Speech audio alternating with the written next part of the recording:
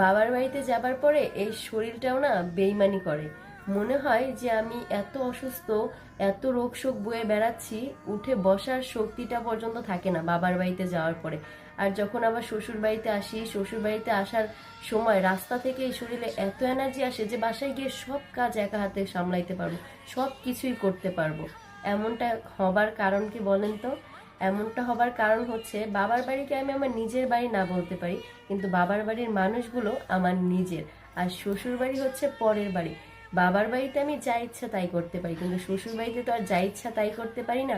ওই যে একটা কথা আছে না, শক্তের ভক্ত নরমের জম। বাবার বাড়িতে গেলে শরীরটাও বুঝতে পারে এখানে যা ইচ্ছা তাই করা যাবে, এখানে অসুস্থ থাকলেও কোনো সমস্যা নেই।